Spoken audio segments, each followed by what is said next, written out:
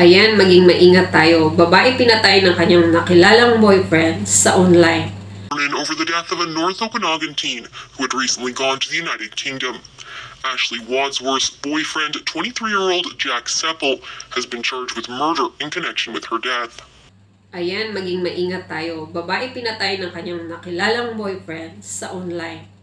Siya si Ashley, Canadian national, nagpunta sa England para makipagkita ng kanyang boyfriend na nakilala niya lang sa online.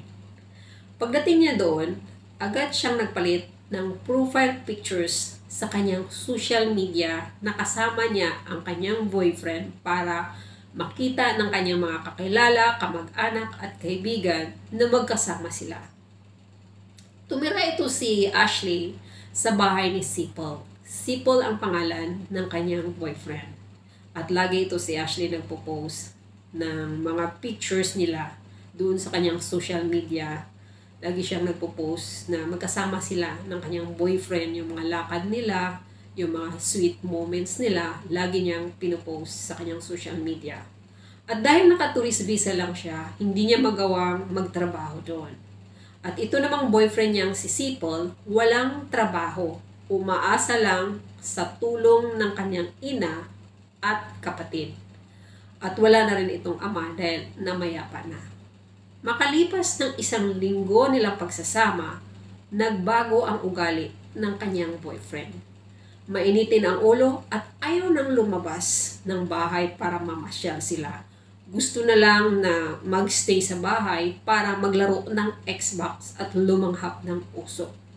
At ito pa, naging siloso ito at pinagbawalan niya si Ashley makipag-usap sa kapitbahay.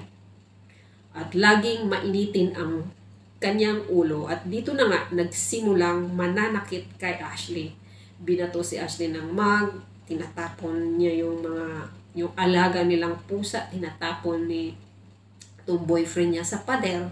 At ito naman si Ashley, hindi niya magawang iwanan dahil naniniwala siya na mahal siya nito. Dahil nung una nilang pagsasama, ito ay malambing, sweet, at mapagmahal. Siyempre ganun talaga kapag bago, di ba? So patuloy ang kanilang samahan. Nitong February 1, 2022, nagkaroon sila ng matinding pagtatalo dahil nakita niya si Ashley na may kachat na kaibigan niyang lalaki sa Canada. Nagalit ito at inakusahan siya na merong ibang lalaki. Hinagis niya ang cellphone ni Ashley at sinakal at kumuha ng kutsilyo at sinaksak. At agad itong ikinamatay. Pagkatapos nun, nag-post siya ng kanilang pictures sa social media at nilagyan niya ng caption na "Forever Mine".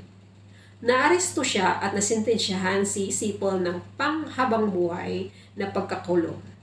So sa lahat ng mahilig makikipag-chat sa online, lagi nating tandaan, huwag agad tayong magtitiwala sa taong hindi pa natin nakilala. Dapat maging sigurista muna tayo. Kilalanin nating mabuti ang tao na kachat natin. Huwag tayo agad sumama dahil mahirap na. Kailangan i-secure natin ang ating sarili na maging safe. Huwag tayong sumama sa taong hindi natin kakilala. So I hope guys meron tayong natutunan.